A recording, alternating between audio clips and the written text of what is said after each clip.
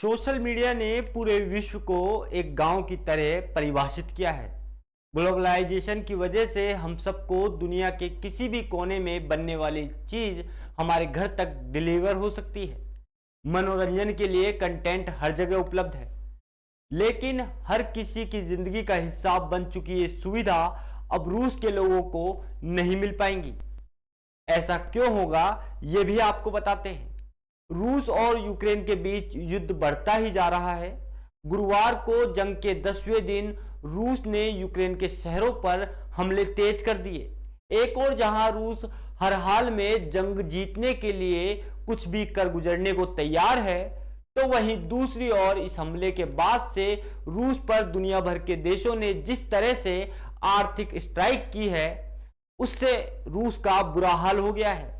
Apple, Nike से लेकर Volvo, Mercedes जैसी कंपनियों ने देश में अपना संचालन रोक दिया है और रूस को करारा झटका दिया है।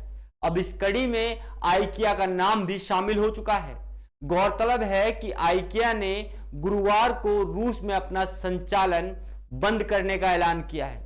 रूस की इस घोषणा के बाद करीब 15,000 कर्मचारियों पर इसका असर होगा, यानी उनकी नौकरी चली जाएगी। आइकिया द्वारा यह बड़ा कदम एप्पल और नाइकिया के बाद उठाया गया है। इससे पहले अमेरिका टेक दिग्गज और दुनिया की सबसे बड़ी कंपनी एप्पल ने एक बड़ा कदम उठाते हुए रूस में अपने सभी उत्पादों की बिक्री पर रोक लगा दी है। एप्पल ने जोर देकर कहा है कि कंपनी उन सभी लोगों के साथ है जो हिंसा में पीड़ित हैं। फुटवियर निर्माता नाइकी ने भी अपने उत्पाद की बिक्री पर रोक लगा दी है। रूस पर जहां एक और पश्चिमी देश लगातार आर्थिक प्रतिबंध लगा रहे हैं, तो दूसरी ओर टेक से लेकर ऑटोमोबाइल कंपनियों तक ने उसे जोरदार झटका दिया है। एप्पल, नाइकी और आइकिया ही नहीं, बल्कि कई बड़ी टेक कंपनियों ने युद्ध के विरोध में बड़ी घोषणाएं की हैं। अल्फाबेट की गूगल ने रूसी ब्रॉडकास्ट आरटी और स्पुतिन से जुड़ी मोबाइल ऐप ब्लॉक किए हैं। तो माइक्रोसॉफ्ट ने रूस की सरकारी मीडिया कंपनी आरटी के एप्पल को विंडो ऐप स्टोर से हटा दिया है।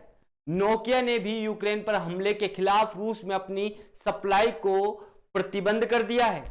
सिर्फ टेक कंपनियों ने ही नहीं, बल्कि रूसी राष्ट्रपति व्लादिमीर पुतिन के यूक्रेन पर हमले के निर्णय के खिलाफ ऑटोमोबाइल सेक्टर में भी हड़कंप मच गया है और रूस के खिलाफ कड़ा कदम उठाया गया है। रिपीट, इसके साथ रूस के राष्ट्रपति व्लादिमीर पुतिन ने जिस तरह से यूक्रेन पर हमला किया है, उसके बाद ऑटोमोबाइल कंपनियों ने भी सख्त रुख अख्तियार किया है। इसके चलते रूस में वोल्वो कार ने रूसी बाजार में अपनी कारें भेजने पर रोक लगा दी है।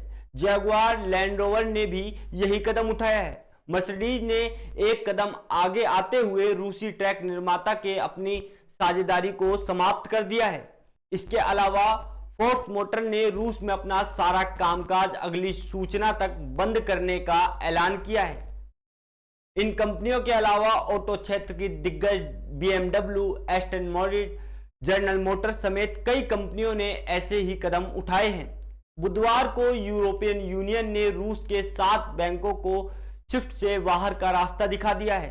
तो यूक्रेन से जंग में भारत ने भी रूस से कारोबार पर रोक लगा दी है। रूस में भारत के सबसे बड़े ऋणदाता भारतीय स्टेट बैंक और mid size public sector bank Canara bank का एकमात्र जॉइंट बेंच है। इसका नाम कमर्शियल इंडो बैंक LSE है। इसमें SBI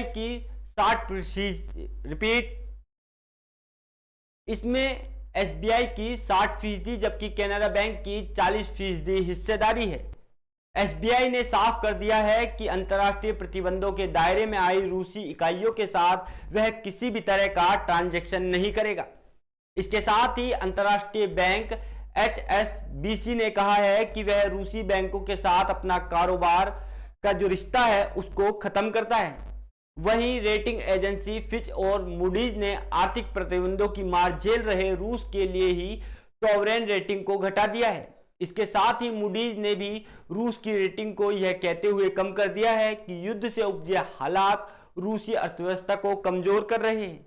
रेटिंग एजेंसियों ने कहा है कि पश्चिमी देशों के प्रतिबंधों की वजह से रूस की कर्ज को लेकर स्थिति, निपटने की क्षमता को लेकर संदेह पैदा हो रहा है। बाजारों में उथल पुथल मची हुई है और रूसी करेंसी धराशायी होती हुई नजर आ रही है। अब देखने वाली बात होगी कि कब तक ये युद्ध चलेगा, क्योंकि जितना ये युद्ध चलेगा, जो ऑटोमोबाइल सेक्टर हैं और तमाम बड़ी दिग्गज कंपनियां हैं, वो रूस के खिलाफ अपना जो कड़ा रुख अख्तियार किए हुए हैं। यकीनन युद्ध से रूस को खासा नुकसान हो रहा है और आने वाले समय में भी रूस को कई और प्रतिबंध झेलने पड़ सकते हैं। इस तरह की तमाम खबरों के लिए देखते रहिए सिंस इंडिपेंडेंस। धन्यवाद।